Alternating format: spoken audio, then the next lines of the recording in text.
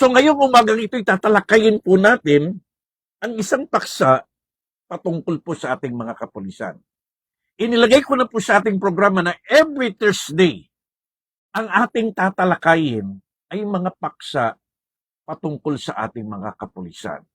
At ang ating lesson ngayon ay lesson number 4 about family and support system. Gaano ba kahalaga sa isang pulis, sa isang lingkod bayan at lingkod ng Diyos, ang suporta ng kanyang pamilya? Tandaan po natin, role of family in police effectiveness. Nagiging epektibo ang isang pulis, ang isang lingkod bayan, lingkod ng Diyos, kapag maayos ang takbo at kalalagayan ng kanyang pamilya. Ang sabi po ng Joshua 24:15, "As for me and my house, we will serve the Lord." Maliwanag pong itinuturo ng Biblia na pagdating sa paglilingkod ay lagi po nating dapat isama.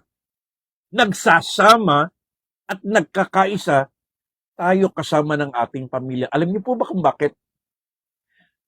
Kung strong ang ating family system, strong din ang ating responsibilidad, duty o paglilingkod. Pag matibay, matatag ang samahan ng isang pamilya, ito'y nagiging daan din ng isang matibay at matatag na paglilingkod natin sa ating bayan.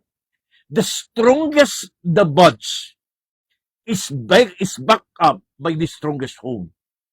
Alam niyo, isang matibay at matatag at matagumpay na paglilingkod bayan, ang nasa likod po niyan ay isang matibay at matatag na pamilyang nakasuporta sa atin.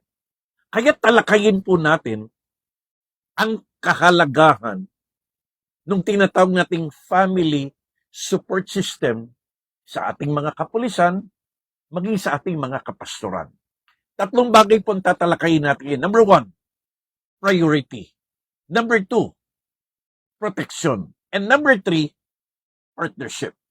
Ito yung tatlong mahalagang prinsipyo na dapat po nating pinapahalagahan when it comes to family support system. Bilang pasimula, tandaan po natin ito. Hindi lamang tayo pulis ng kalsada. Pulis din tayo ng ating pamilya. So sa lahat ng ating mga kapulisan na nanonood ngayon, good morning po sa inyong lahat. At tandaan natin, tayong lahat ay mahal ng Panginoon. At tayo tinatawag ng Biblia, hindi lamang isang ordinaryong lingkod bayan. Ikaw ay lingkod ng Diyos. Kaya nga tawag natin sa ating mga pinag-aralan, guardians of the nation. So bilang isang pulis ng Diyos, hindi ka lang pulis ng kalsada. Pulis ka rin ng iyong pamilya. Kasi kapag stable ang pamilya, solid ang serbisyo. Bilang isang police officer, hindi lang ito isang trabaho. It is a calling. To become a police officer is not just a job. It is a calling. Nandiyan po yung pressure, temptation, and stress. At bilang isang pulis, bilang isang lingkod bayan, bilang isang pastor, bilang isang manggagawa, hindi natin kayang labanan ang mga bagay dito nang nag-iisa lamang po tayo. Minsan, ang focus natin, sobra-sobra sa ating operasyon, sa ating duty, sa ating misyon. Pero nakakalimutan po natin, meron tayong tinatawag na silent force sa likod ng ating paglilingkod. Yan ang ating pamilya.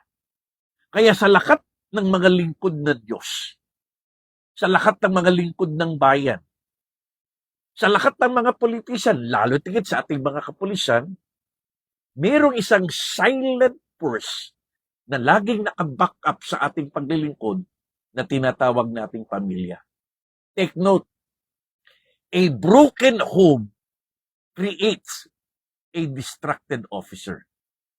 But a strong family builds a focused, faithful, fearless officer.